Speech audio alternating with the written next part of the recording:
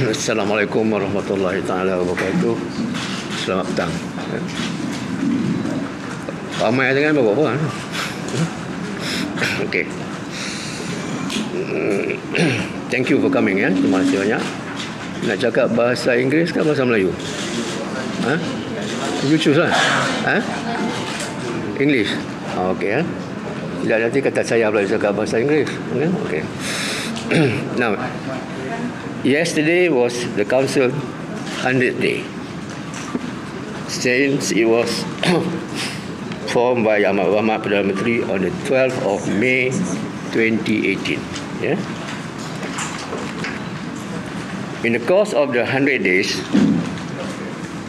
the council has carried out the mandate that was given,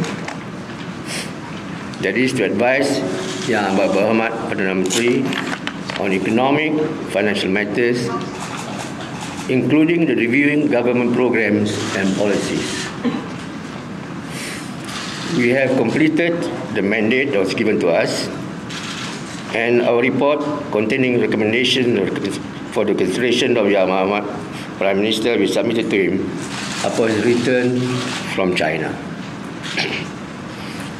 The Council has met over 350 individuals and more than 200 organizations, ranging from regulatory and enforcement agencies, trade associations, chambers of commerce, corporations, SMEs, bankers, contractors, taxi drivers, hawkers, consumers, producers, retailers, farmers, activists, artists, NGOs, disabled community, and many others. We also met with many JLCs, JLICs, investors, and statutory bodies.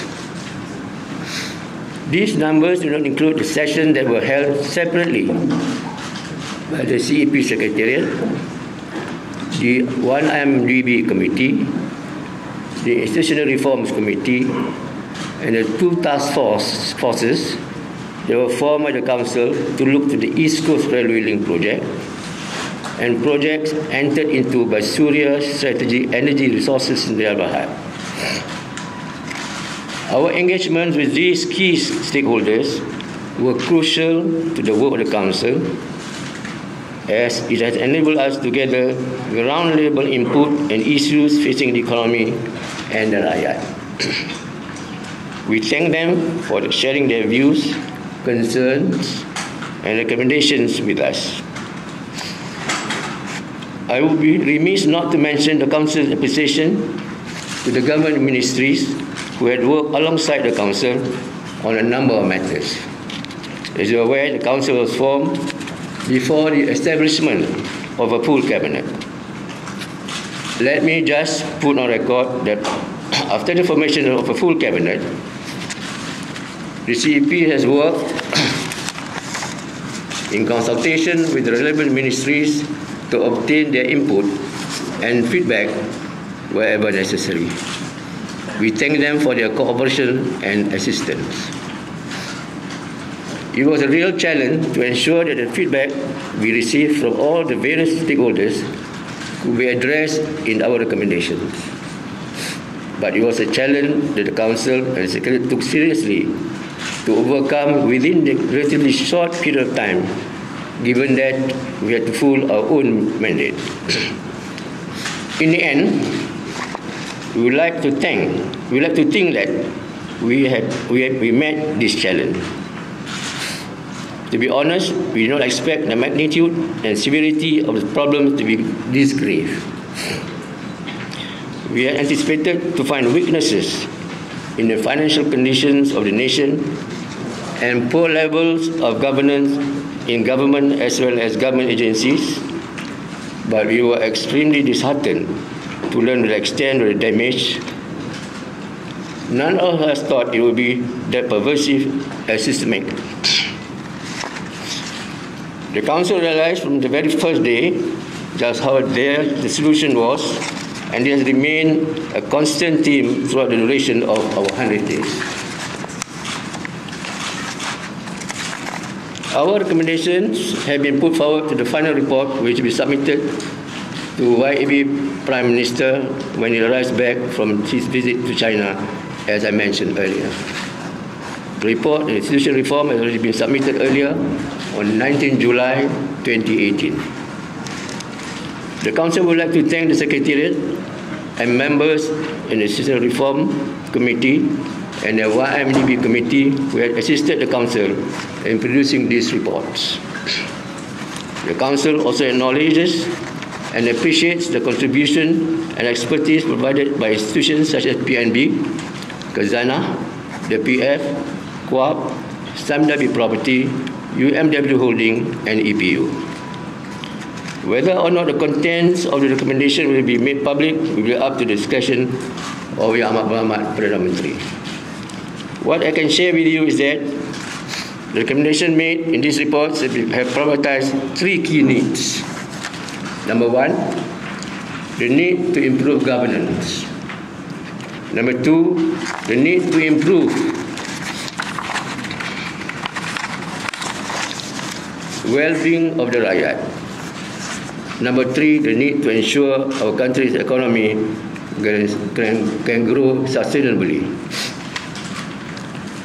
Being fully aware that economic reform on its own cannot bring the desired changes unless accompanied by institutional reforms, the first part of the Council recommendation deals with governance issues and institutional reforms. We have seen abject and pervasive failure in governments in many agencies, especially those pemegang amanah.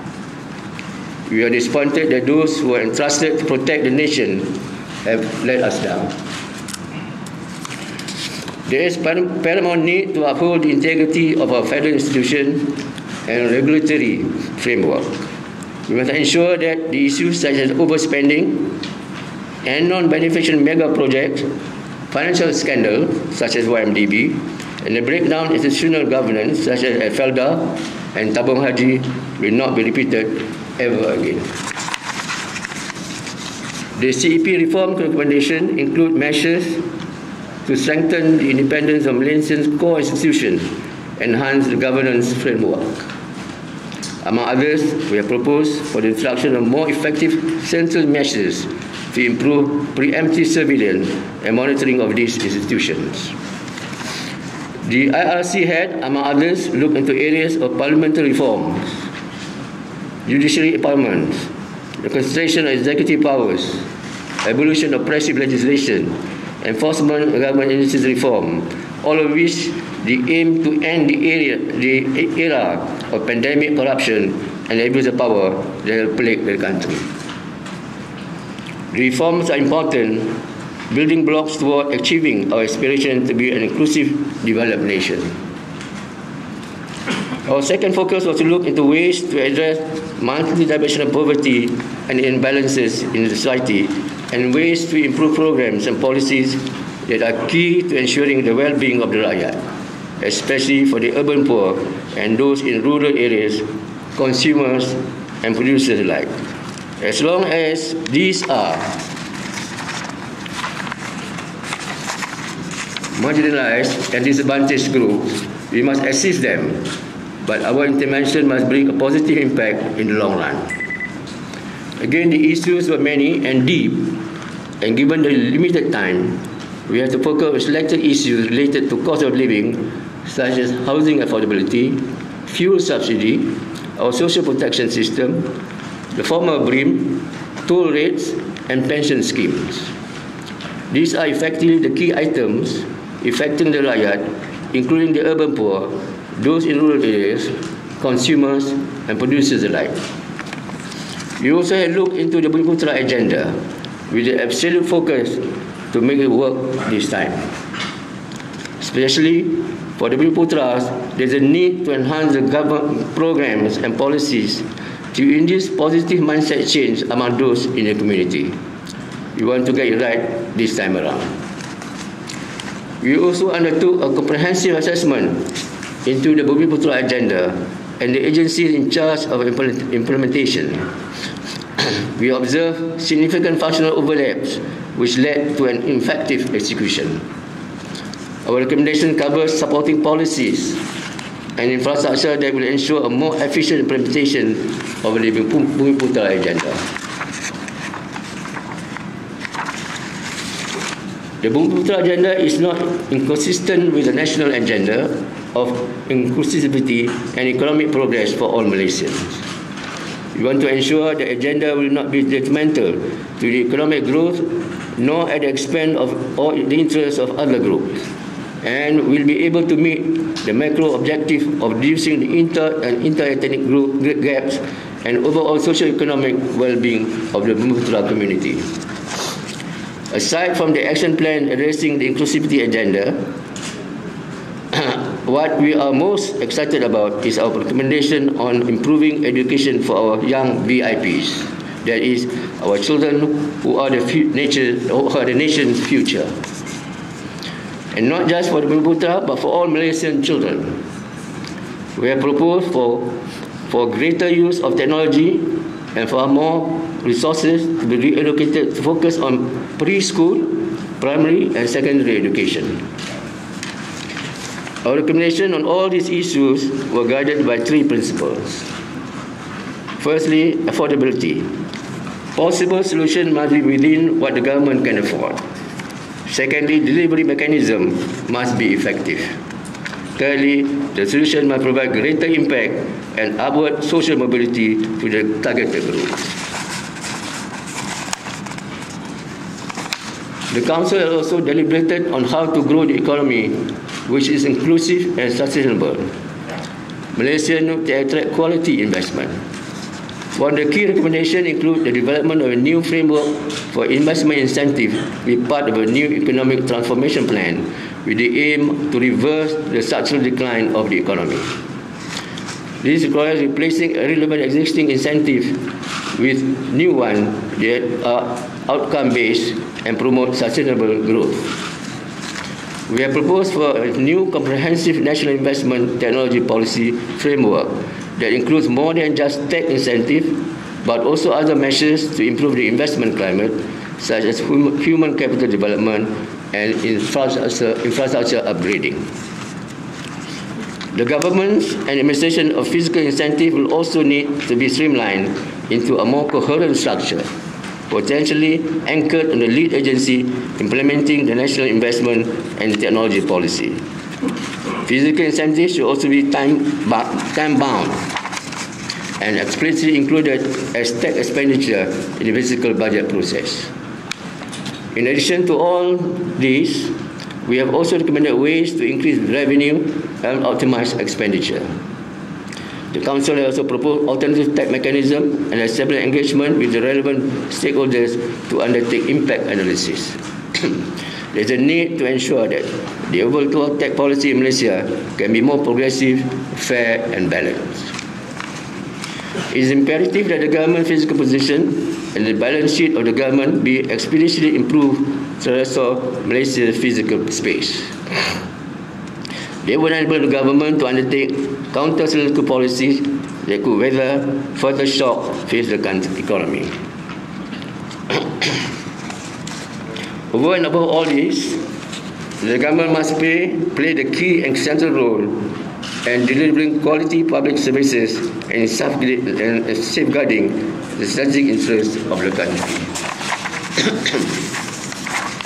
These fundamental yet critical functions currently fall short of public expectation due to the bleak state of the government financial position arising from years of management, poor governance practices, and the incompetence and corruption of those in the civil service. I must state that there are no quick fixes to the problem that I mentioned earlier, and that many changes still lie ahead.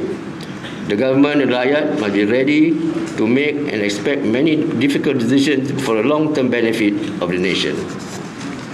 It is envisaged that our recommendations were not exhaustive and in any part a cure to solving the many issues facing our beloved country.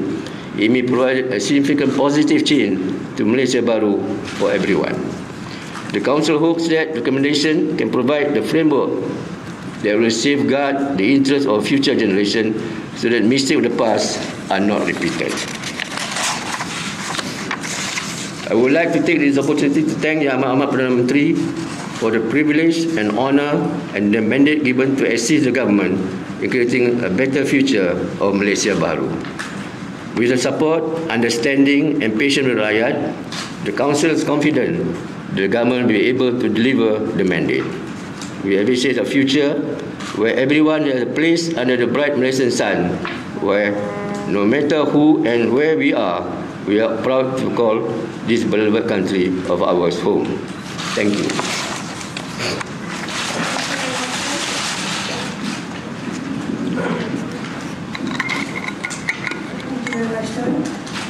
Okay, we'll now open the floor for questions. Can you please state your name and the media you represent, and also please keep your questions focused on the CEP. I'm from Phoenix TV, China, and I'm from Phoenix TV, China, and I hope to know what's the function of the CEP play the role for the promoting the China-Malaysia relationship in the 100 days. And second, I also hope to know, because Prime Minister Mahathir is in China's visiting, so what will this visiting take? What kind of interest will his visiting take to the Malaysia's future development? Okay. So 2 questions. Thank you. Thank you very much. As I mentioned earlier, our role is advisory. The question you ask is the role of the government. Okay? So the government will handle your question. Okay? Not me, not the council. Yeah, but I know that last month you come to China as a representative of Prime Minister. So the CEP did play a quite important role in promote the China-Malaysia relationship since in the past times. Okay. That role was given to me. The Prime Minister appointed me as special envoy to China to pave the way for his visit. That's all, and he's there now. Okay. I came back. I reported to him. That was my role, and I've done my part. Yeah. So, what will the Mahathir's visiting to China take the interest to Malaysia's future? You got to ask him when he comes back. Yeah, by your thinking. By your thinking.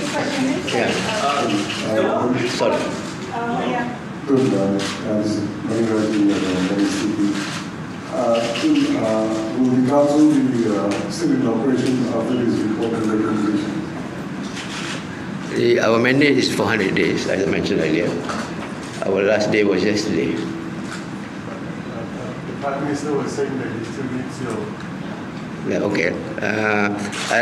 When he comes back, I will make an appointment to see him and consult him what role he has in mind. Yeah. In the meantime, as far as we're concerned, we have finished our 100 days, and everybody has gone back to their respective jobs. These are volunteers. Okay? After the 100 days are over, we should be open to doing any hand-holding sessions with the government with regards to implementing the recommendations that you have put out. Thank you very much. Yeah, we'll be submitting our report to the Prime Minister when he comes back. Ya. So itu Reza daripada Berita Harian. Tun nak tanya, kalau sebelum ni Tun Mahathir kata Priyan kata masih memerlukan. Jadi pada pandangan CEP, apakah yang CEP boleh bantu lagi dan bantuan dalam bentuk apa lagi selepas 100 hari yang mungkin pernah dibincangkan dengan Perdana Menteri? Ya, betul. Saya tak tahu lah.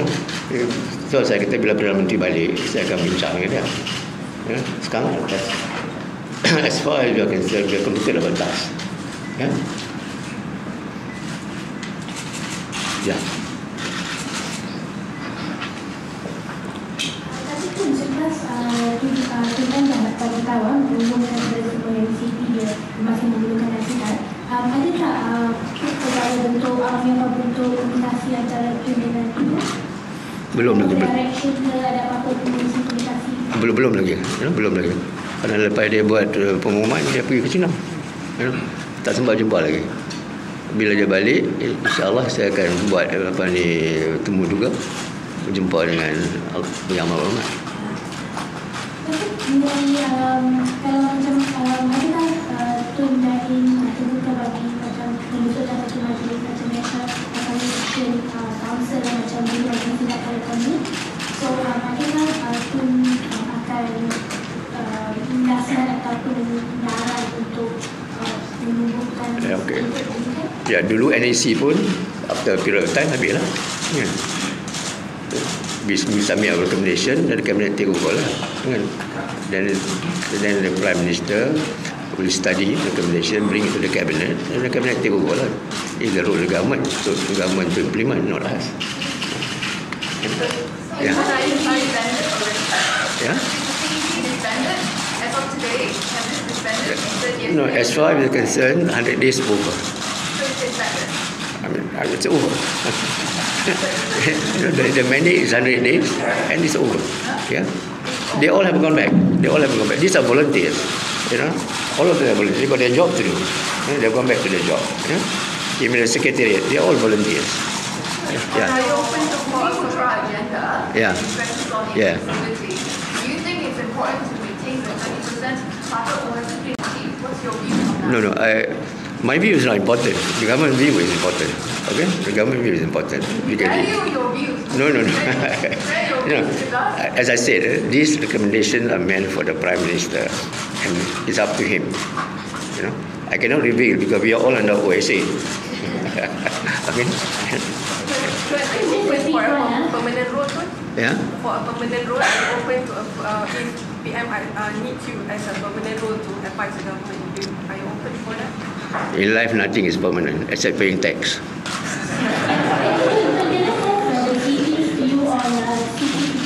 Yeah. Can I have the CEP's point of view on the CGTPP? What's the advice or recommendations to the government? I have mentioned to you, the rest I cannot. The rest I told you, we are now OSA. This is up to the government to decide whether they want to make it public. It is up to the government, not to us. Terima kasih Syawal itu sini.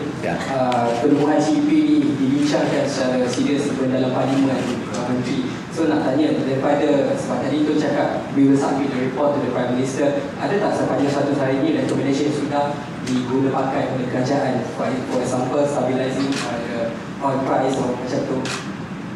Saya dah sebut tadi, our role is to study the issues, analyze and make recommendation. Then up to the government to decide what they want to do, not for us. Jadi ada tak dalam sudah CEP nampak ada yang diguna pakai sepanjang 100 hari? Tak tahu lah saya, mana saya tahu. Next to Yeah. Yeah. Okay. Because you, I think the government has said that the person of toll will involve around 400 billion of money. But what is the CEP view on Pakatan Harapan's proposal to abolish the toll? Is it achievable given the huge amounts involved? Yeah. I don't know where you got the figure for 400 billion. That must have come from the previous government. Yeah? Now, as I said, I cannot reveal the exact figure, but it's not 400 billion. Yeah? Whether the government to abolish, whatever to do, we have made our recommendation. We have made our recommendation. It's in the paper, and you have to wait lah. Kena sabar lah. Yeah? Okay. One question. Yeah. So, in the after 100 days working in CEP, so by your view, what's a serious problem of the Malaysian society, and what's the most successful reform made by the new government in the 100 days? 100 days, okay. I have mentioned the 3 key issues to be addressed today. Yeah? I hope you heard. I think we will issue a press statement so that you will hear a complete picture. We will issue a press statement to make it easier for you. The last 100 days, what the government has done, since they took over, there have been certain reforms done immediately. I mean, you have been following what they have done. It's all in the newspapers. Most important thing, this is a free government. People are free now. Nothing is hidden from the public. That's very important. There's freedom of the media. Media can write what they like, as long as you don't get slander people. If you slander people, then of course the law will come after you. As long as factual, constructive, the government will allow you. So far, that's what I see. Okay. So, ada lagi. Okay. Do you hope your recommendations will remain public? I hope so. It's up to the government. It's up to the government. Hope that I mean, all of us hope so. All of us hope so.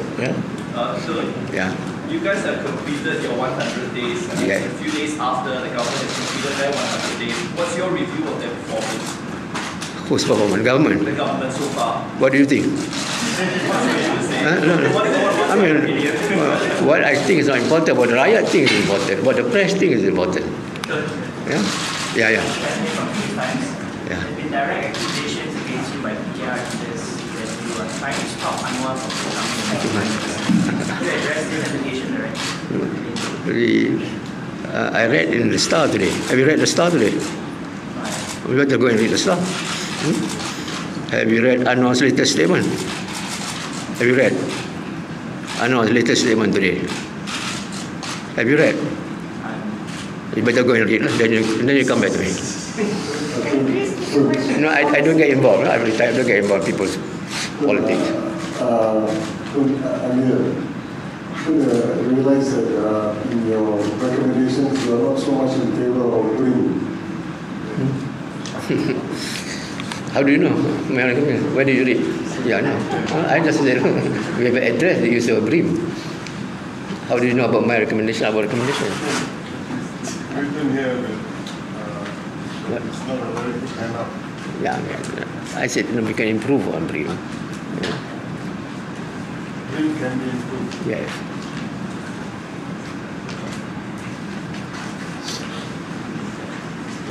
But it also says it creates an independent culture. Yeah. That's why I said we can improve on it so that it doesn't become independent culture anymore. Okay? Yeah. This from there were reports claiming that the CEP had a big influence in GLC appointments.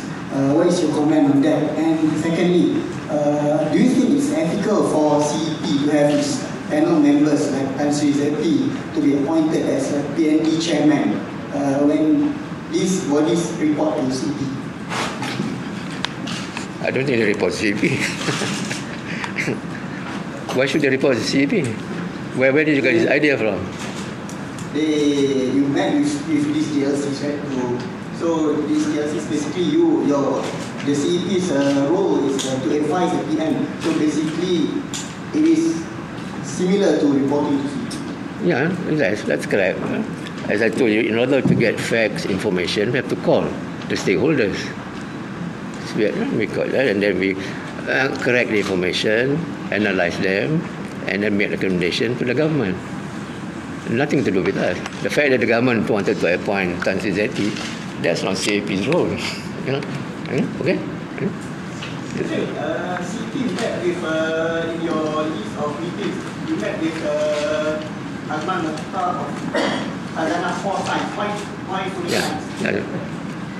times? We wanted feedback from not only from Khazanah, I think even in EPF, we asked EPF many times.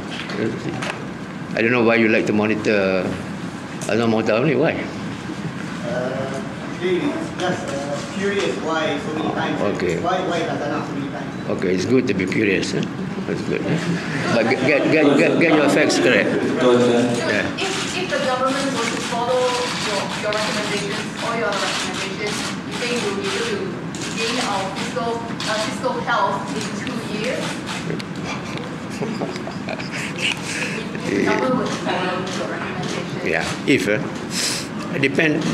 depend on how we perform, the economy perform, depend on the budget that is coming, depend what's happening outside the country also. There are many factors that there are many things that are not predictable, but we can follow and watch closely and monitor and take action to make sure that our objectives are met. That is very important, And if I can predict correctly 2 years, I think we can all go to the stock market and make a lot of money. Okay. Yeah. Some people have alleged that the CEP is given with too much of a wide-ranging powers, and they have also claimed that the CEP has gone to the extreme of the unconstitutional.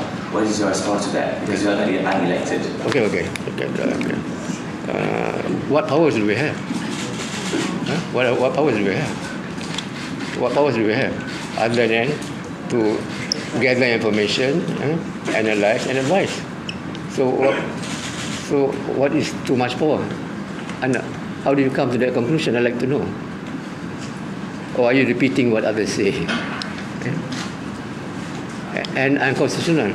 Surely the Prime Minister can appoint anybody as his consultant, advisor.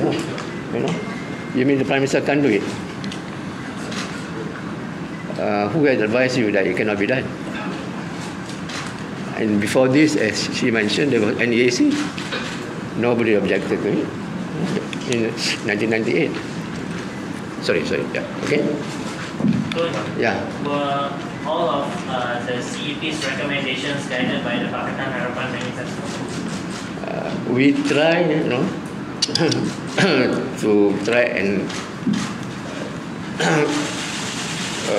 factor the manifesto into consideration. Yeah. Yeah. You said, you mentioned the company needs to be improved. How can the government improve on trade so that people are not dependent on it? Yeah, okay. That's what I say. It's the recommendation. I cannot tell you here. Okay. Beberapa kajian yang menunjukkan efektivitas Pakatan Harapan Kerajaan tidak mencapai tahap yang dikehendaki. Jadi adakah kalau sebab dalam kabinet tu tak ramai yang pernah jadi menteri melainkan Perdana Menteri dan juga Tan Sri Muhyiddin Yassin. Jadi sekiranya Prime Minister minta tolong Tun untuk sambung, will you be able to do that? Tak payahlah. We have enough capable people. If you give them a bit of time, now they're 100 days. Be a bit patient with them. They're in the learning process. It won't be long before they will master. At the ministries they are in charge. Inshallah. How many recommendations? It's very broad, but in total, how many recommendations in the report? I think it's all there. First year, they're here, and there, and some more the documents are there. You can go and have a look. Yeah? No, just see only.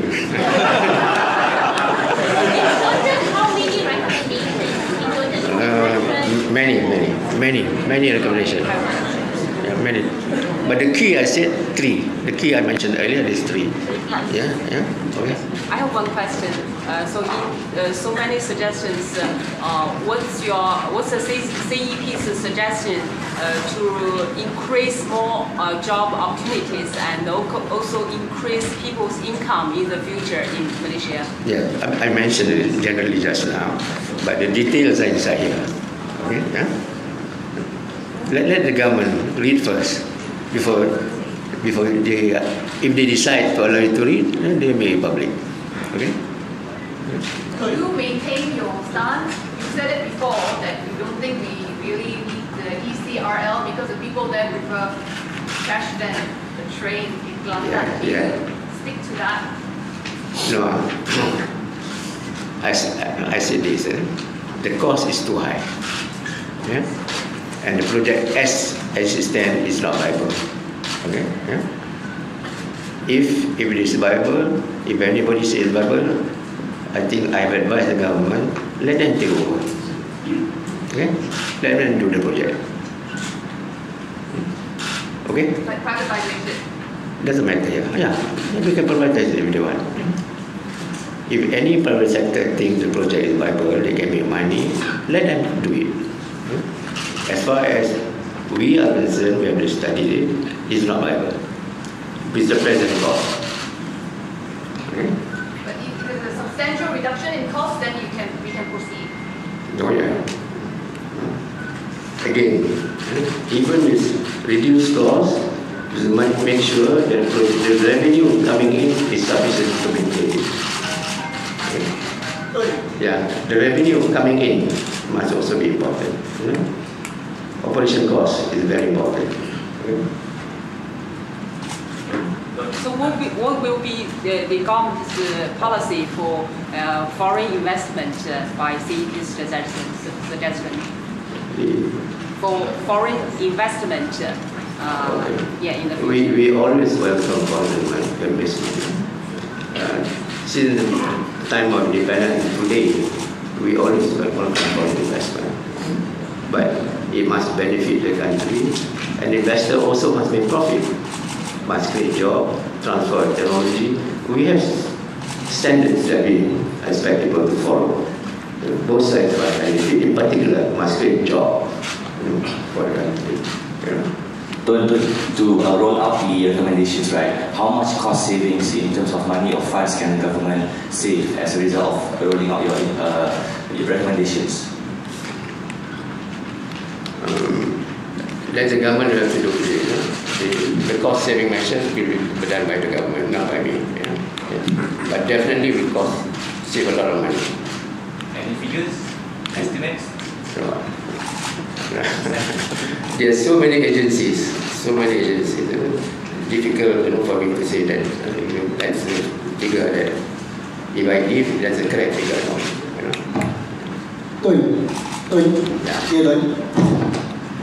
Again, this information I know you are being secretive about your recommendations to the PM, but can you give us a peek? You said that the top 3 recommendations is they need to improve governance. Maybe you can give us a peek, maybe during these 100 days, what are the top 3 ministries or agencies or sectors that you feel that have the most need to improve their governance? Top 3. Number 1, Ministry of Finance. Okay. Nomor 1, Ministry of Finance. Yeah. Number 2, the most important Ministry of Finance. Because Ministry of Finance must bring in money, revenue for the country, and make sure the expenditure is not wasted. And there must be no corruption. And don't politicize the civil service.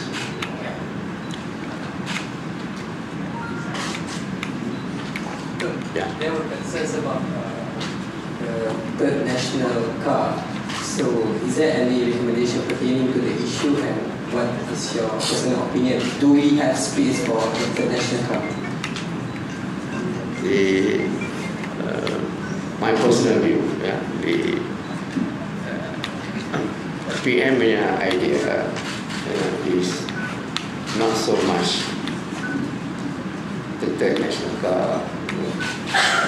It is to make sure, number 1, we have the right education system to face the future. And the future industries are in manufacturing, future manufacturing, and certain type of manufacturing, mainly engineering skills. That's what you want in order to be able to compete in the future. So it's identified, I think one is the automotive sector, which employs about 700,000 people now. But we have to upgrade our skills.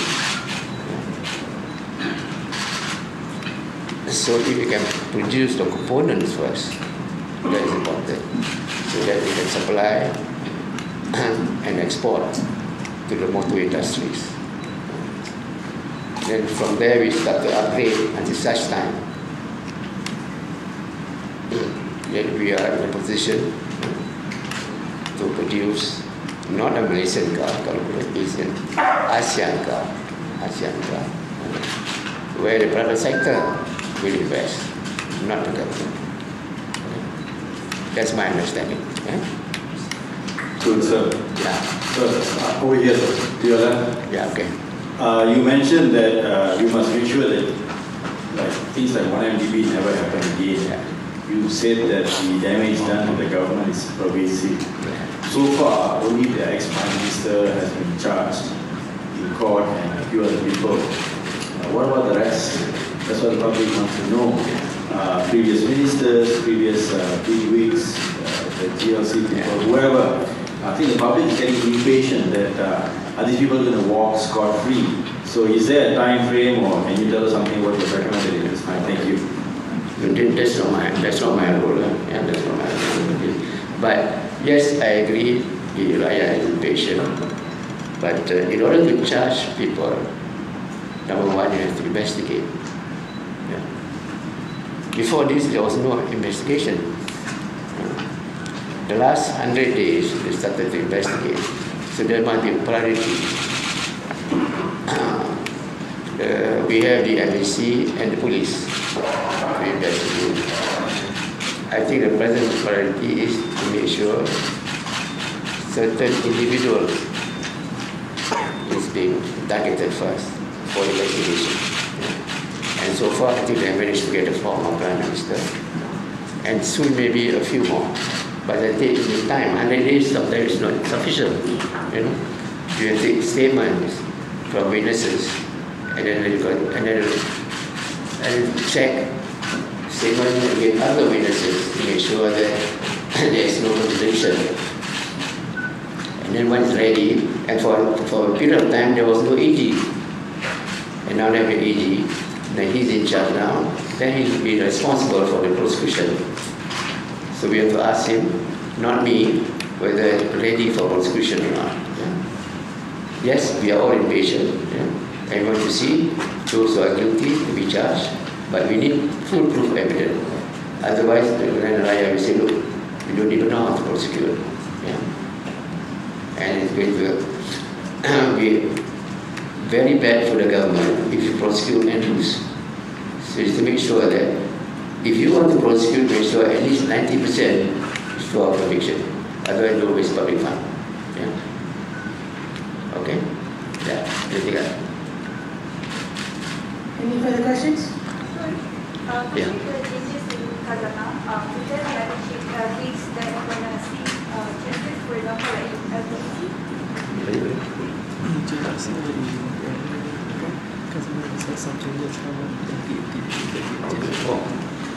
No, that's up to the government, not to me. Your Huh? is there your Recommendation? Yes. No. We have studied at DAT, you know. We have made certain recommendations up to the government.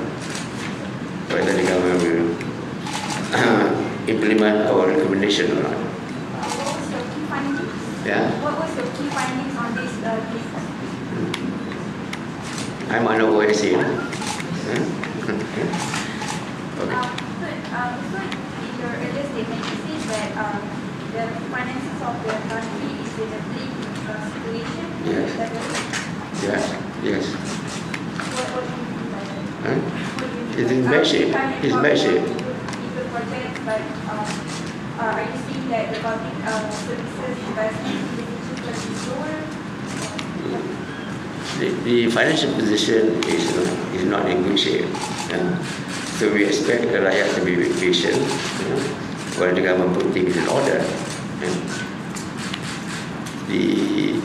The feedback is that the revenue as compared to last year has improved.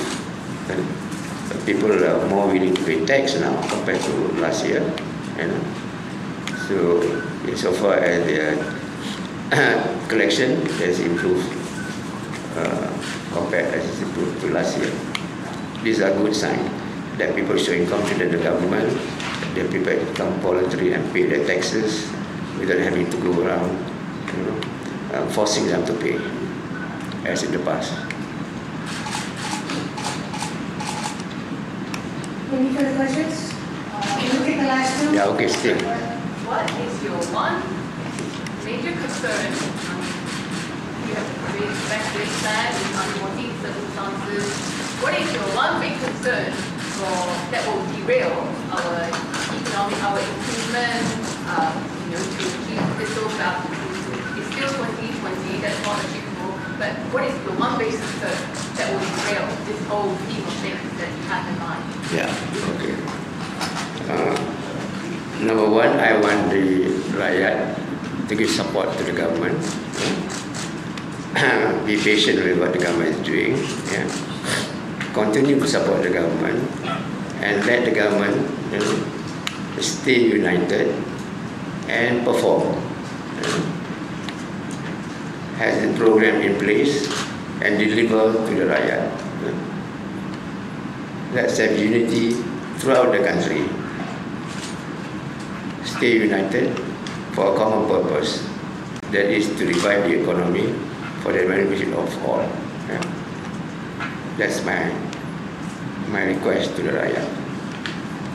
Are you concerned that who's going to be the next Prime Minister? I mean,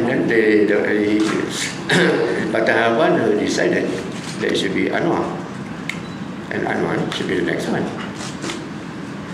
Okay, thank you very much, everyone. I think we've come to the end of the press conference. Thank you very much to the all the members of the council.